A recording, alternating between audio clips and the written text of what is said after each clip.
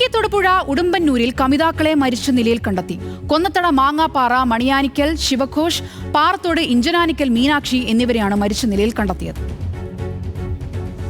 വാഴക്കുളം സ്വകാര്യ എഞ്ചിനീയറിംഗ് കോളേജിലെ വിദ്യാർത്ഥികളായിരുന്നു ശിവഘോഷും മീനാക്ഷിയും. ശിവഘോഷ് 2 വർഷമായി വാടകയ്ക്ക് താമസിച്ചിരുന്ന വീട്ടിലാണ് ഇരുവരെയും മരിച്ച നിലയിൽ കണ്ടെത്തിയത്. സുഹൃത്തുക്കൾ പലതവണ വിളിച്ചിട്ടും ഫോൺ എടുക്കാതായതോടെ അന്വേഷിച്ചപ്പോഴാണ് ഉച്ചയോടെ ശിവഘോഷിനെ വീടിനുള്ളിൽ തൂങ്ങി മരിച്ച നിലയിൽ കണ്ടെത്തിയത്. ഉടനെ ആശുപത്രിയിൽ എത്തിച്ചെങ്കിലും ജീവൻ രക്ഷിക്കാനായില്ല.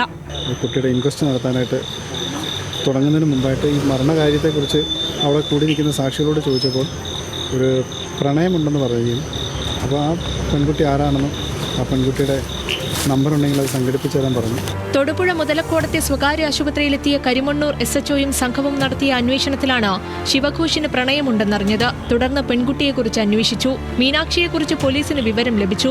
മീനാക്ഷിയുടെ മൊബൈൽ ഫോൺ ട്രാക്ക് ചെയ്തപ്പോൾ ശിവഘോഷ് ആത്മഹത്യ ചെയ്ത അതേ വീടിന്റെ ലൊക്കേഷനാണ് കിട്ടിയത്.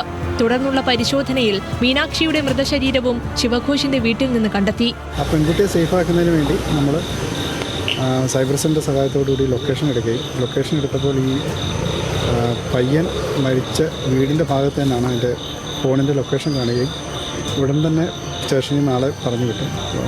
ഇവിടെ ഒരു വാടക വീടാണ്. ആ വാടക വീടിൻ്റെ ഉടമസ്ഥൻ്റെ കയ്യിലായിരുന്നു താക്കോൽ. അതുമായിട്ട് അവർ തുറന്ന് കയറി പരിശോധിച്ചപ്പോഴാണ് ബാത്റൂമിനടുത്ത് ഒരു റൂമിൽ ഈ പെൺകുട്ടി മരിച്ചു കിടക്കുന്നതായിട്ട് കണ്ടെത്തി.